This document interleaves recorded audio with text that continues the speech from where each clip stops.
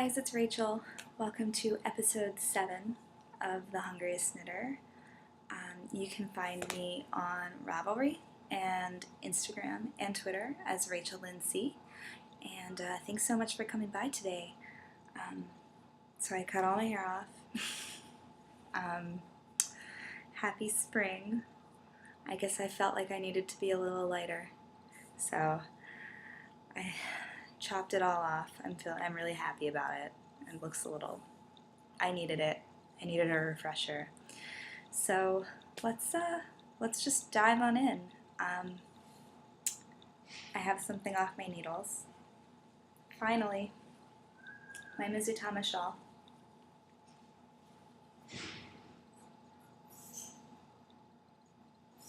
I love this so much. I'd like to keep it for myself,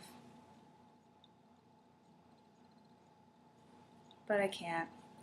I'm going to give this to my mom.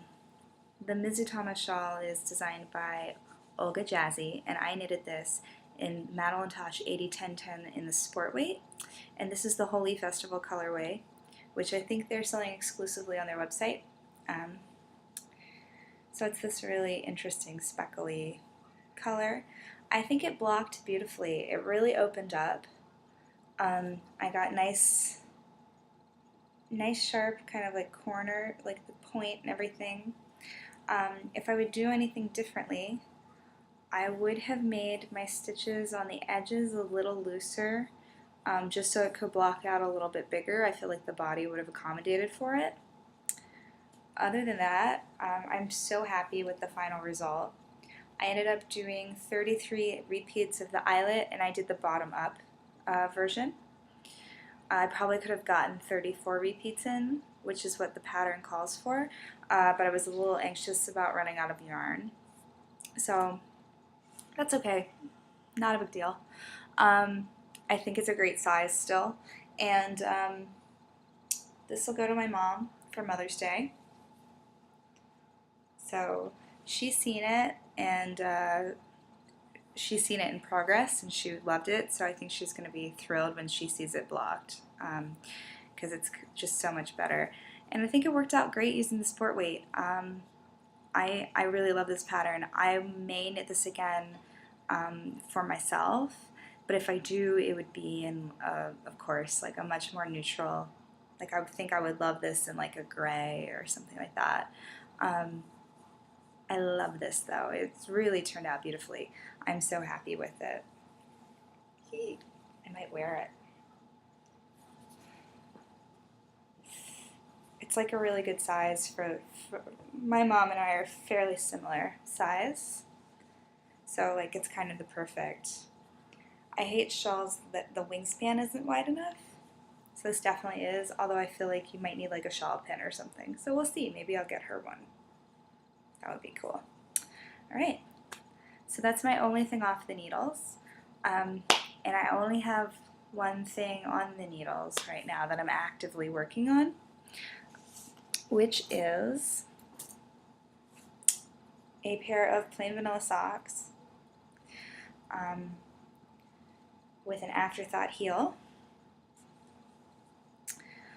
So I have one sock body done,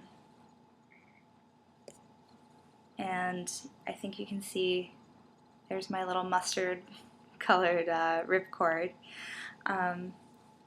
And I cast on the other one, but it's like I've literally done 2 rows on it. I'm really happy with this one. This yarn is called Bloom, and the colorway is called Bloom, and it is by Linnae Yarns. And this is 75% superwash merino and 25% nylon. And you get 460 yards in a skein from her. And it's freaking gorgeous. I mean, I don't know. You can see these colors. It's so perfect. In case you can't tell, I'm in a real speckled zone right now with my yarn. Here's the cake.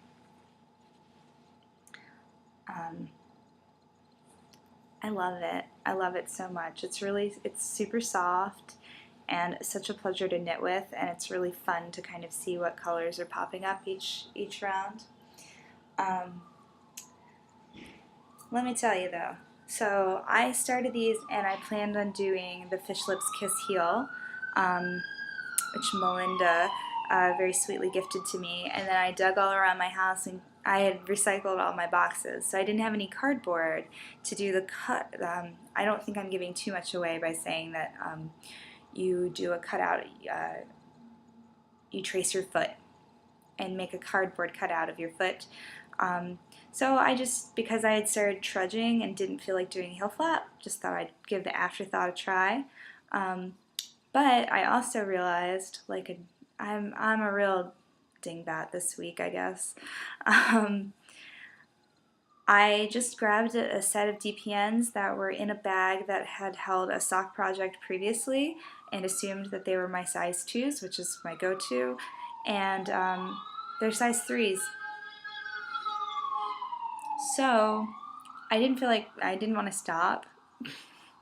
So I think these will just be, you know, like a house sock or maybe a boot sock, which is super silly because this is such a springy colorway, but whatever. I'm happy with it anyway. I think it looks so pretty that I don't care. And that's the only thing I'm actually working on right now. I'm a really crummy podcaster. Unfortunately, my RSI has been still giving me problems, particularly with knitting lace. So it's required me to kind of put down my pomme de pin cardigan, which means that it won't be ready in time for Maryland Sheep and Wool, which is a real bummer. But I think just the combination of the weight of the sweater body plus the tension that's required for me to knit lace, it's just giving me a lot of pain, and yeah, I can't do that right now. So I'm trying to figure out what I will cast on next. Thinking maybe another shawl, and I have an unfinished, I have a very old sweater whip, the Leavenworth cardigan. So I think I'm going to pick that back up because it's mostly stockinette, so at least then it's a little less difficulty. I don't seem to have too much problem knitting stockinette as long as I take enough breaks. So we'll see what happens. I am feeling a real urge to work on sweaters, even though the weather's getting nicer. So yeah, we'll see. I need something new on the needles though. I was really hyper focused on this shawl, so yeah, I kind of need some new inspiration. So that's everything that's on and off my needles right now. I wanted to do a few little housekeeping kind of podcasty notes. So we are only a couple members from 150 in the Ravelry group, and once we hit 150 members, I will start a thread there, and I'll put notes on social media and stuff like that. But so hopefully that's encouragement for you to come check out the boards on the Hungriest Knitter podcast group. I will start a thread, and then in order to enter yourself into the giveaway, all you have to do is comment once in the thread, and I'd love to hear either something that you like about the podcast, so like a segment or something that a feature that I've done that you've enjoyed, that you'd like me to continue, or maybe something I haven't done that you would like to hear from me. Using this as an opportunity to get a little bit of feedback. But that's really exciting, and I haven't figured out what the prize is going to be yet. I will post photos of it in the thread for the giveaway. Please only comment once so that I can use random number generator. But hopefully, I imagine sometime in the next week or so we'll hit 150, and the thread will be open for a week. So keep your eyes peeled. And if you haven't joined us in the Ravelry group yet, please come say hi and come hang out with us. I'm still really shocked that there are that many of you who are at all interested, so thank you so much. Also, I had a thread up. I have a thread up right now in the Ravelry group. I was thinking about doing a knit along for the month of May, and so I've decided what we will do. I want it to be very open and very flexible for everyone. So for the month of May, beginning May 1st and ending on June 10th, I will be hosting a spring sock along. So you can either make a pair of adult size socks or a project that requires at least a full skein of sock yarn, so somewhere around 400 yards. And I'll probably be casting on my the Color Affection shawl, which requires 3 skeins of sock fingering weight yarn. Prizes are TBA right now. If you are interested in contributing a prize, please contact me. But otherwise, I will probably do some stash diving and see what I have. I haven't decided. I think I'll do one prize, and then if we have over 25 entries, I'll do a second prize. I think that's how we'll do it. But that being said, I want it to be super flexible, so feel free to double dip if you're using, you can use it for another knit along too. I don't care. It's more just an opportunity to kind of, you know, get some chatter going and also to, you know, have a little bit of community. So I'll start a thread for chatter, and then starting on May 1st, I will open up a thread that will be just for photos. So keep your eyes peeled on the Ravelry group. There will be a lot of stuff going on. Last housekeeping note. Maryland Sheep and Wool Festival is coming up on May 3rd and 4th. I will be attending on May 3rd. I'll probably be loitering at the Jenny the Potter booth and buying mugs and wandering around looking for baskets to buy. I don't want to buy a lot of yarn. So if you are coming, please drop me a note. I would love to meet up. That would be awesome. Otherwise, I will report back on what I did, and I'm really excited. It's kind of like it's like an annual reunion almost, or something like it. I feel like it marks the year. Maryland Sheep and Wool. So with that, that's all the housekeeping stuff. Let me show you.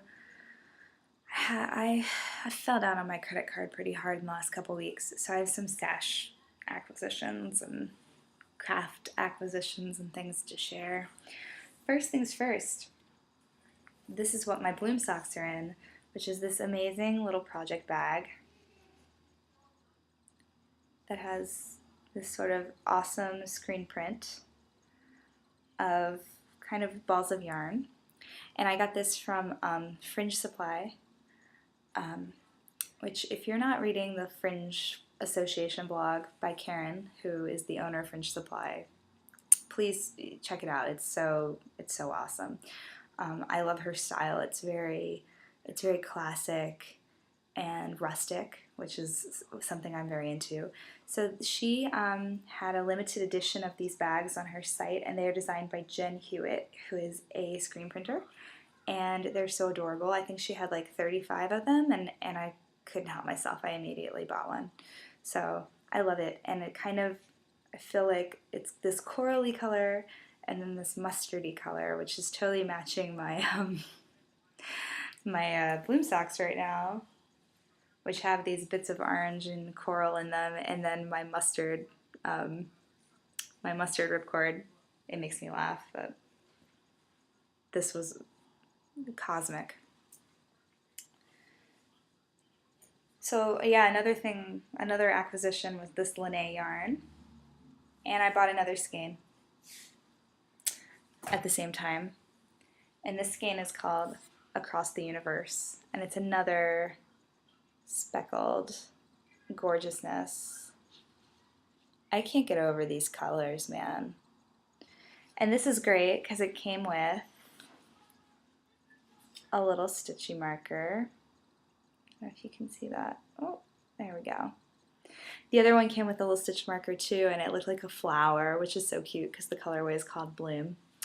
Yeah, so this is the Across the Universe colorway, also in the sock weight, which is Superwash Merino Nylon blend. I'm just so in love with these colors. Vanessa, who's the dyer, she just does gorgeous, gorgeous stuff. And yeah, this really gets me inspired to knit more socks. So I'm not sure if this will become a pair of socks yet, or if it'll become something else, but I have a feeling it's jumping its way up the queue, and I'll be knitting this very, very soon. I love it.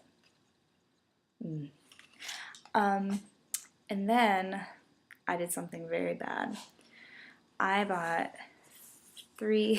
I was on Etsy, and I happened to find a shop that had some of the Opal Vincent van Gogh yarn, which is now discontinued. And so I got one, not two, I got three. I just figured while I had the chance, I might as well get them in my stash, and then I'll do with as I see fit. So I got the Cafe Terrace at Night colorway, which, there you go. I got the Red Vineyard at Arles, I'm gonna butcher it, colorway, which I really, really like. I think I'm going to cast this one on like this week, maybe tonight. And I got the I don't know how to say this. All my years of art history classes, and I don't know how to say it. The Trinketai Bridge color. And so yeah, these are all inspired by Van Gogh paintings. I really love that one too. It's even prettier in person. Yeah, so these knit up into these sort of self-patterned kind of faux ferile things, which aren't exactly my style, but I think they'll be fun. And opal yarns are just so hard wearing and some of the best mass-produced, manufactured sock yarns. So I can't help myself. I saw them and figured, why not, while I had the chance. So I got 3 of those, and those are, let me see, those are all of my stash acquisitions. I really need to cool it, although next time we talk I will have been to Maryland Sheep and Wool. So, but I think it's very inspiring because we have all these like kind of springy colors with like the linnea and the shawl and the opal. And I think that segues nicely into what I've been thinking about with what's on my stovetop, which is I've just been obsessing over spring foods, which mainly means I don't have to just eat root vegetables anymore, which is exciting. So the weather is finally getting nice here in DC. We've had this winter that won't quit. And now that it's getting warmer, I kind of just want to eat really fresh things and things that are a little bit lighter. So a few weeks ago, we had a sort of impromptu get together at my boyfriend's house, and he grilled a flank steak with a bunch of veggies, and then I made this sort of Italian salsa verde / chimichurri to put on top, and that got me on this kick of just having dinners of grilled veg that I can do inside. Since I don't have a grill, but I have a grill pan. So I've taken, you know, bell peppers and zucchini and mushrooms and cherry tomatoes and red onions and stuff like that, and just do them all on the grill, and then top them with like a light vinaigrette or a salsa verde. And if you've never used a salsa verde, I think it's something that keeps so well in the fridge, and can be topped on so many different things. It's really great on meats, it's great on fish, it's great on vegetables, it's really good on fried eggs. The recipe that I sort of started with is the one from An Everlasting Meal, the book that I mentioned in episode 6 by Tamara Adler. But now I don't even use a recipe, and what I often use, I take some Italian parsley. I use a bit of tarragon if it's in season, and so now is a perfect time because it's such a springy flavor. Garlic, capers, maybe some anchovy paste, red pepper flakes, red wine vinegar, maybe some lemon juice, and mince everything up, and then douse it with a bunch of good extra virgin olive oil until you have this kind of tart, salty, herby sauce. And it's so good on everything. So I will do some measures, and I can share a proper recipe for it on the blog. But that's just been like something that's really hitting the spot for me right now. Same thing, like a simple, last night for dinner I had avocado toast. So I just had a really fresh, I paid way too much money for because I was craving, a very ripe avocado mashed with some lemon, sea salt, and a bit of red pepper flake, and then just on top of wheat toast. And that was my dinner, and it was amazing. That's also very good with like a fried egg or like a poached egg on top, something with a runny yolk. That's really good. And the last thing that I've been making a lot of, and I'm about to make more of as soon as I finish recording, is a mushroom pate, which seems like a wintry dish, but can kind of stand in as a nice light dinner on top of crostini. And it's really good if you include some sort of like springtime herbs. And the mushroom pate is sauteed cremini mushrooms and garlic and onion that are pureed up with walnuts, some great spring herbs. So I've been using thyme and tarragon right now, but whatever you have, fresh or dry, works. And then some flavorings to brighten. So I like to use balsamic vinegar. You could use tamari or soy sauce. The original recipe calls for nutritional yeast because it's vegan, but you could use Parmesan cheese or Worcestershire, something to give that like umami flavor, which is umami is like the fifth taste, which is like savory. The tamari would have that too. And I've made this, I think I mentioned this recipe previously when I talked about the glue party that I hosted over the winter. It was a really big hit at that party, and then I made it over Easter weekend for a little impromptu cocktail party. It's really easy to make, and it's just so, it keeps well in the fridge, and it's so freaking good. I've been putting it on everything, and just like crackers and toast, and yeah, it's so yummy. So I feel like I've been craving a lot more vegetarian food and a lot lighter food, which I think is appropriate as spring is coming. So I'd love to hear what What are your favorite sort of springtime recipes? I got a lot of great responses on your favorite winter recipes, which were mostly soups. Me too. But I'd love to hear what your favorite things to cook in the spring are, because at this point now it's better to be outside a bit more. So I find that I don't want to spend quite as much time in the kitchen, or if I do, I want it to be more of a social event, or I want to be out in the backyard using the grill or whatever that is, to spend a little less time tied to my stove.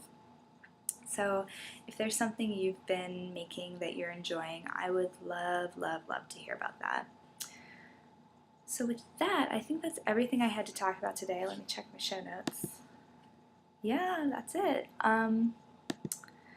So I feel like I've been a little rambly today.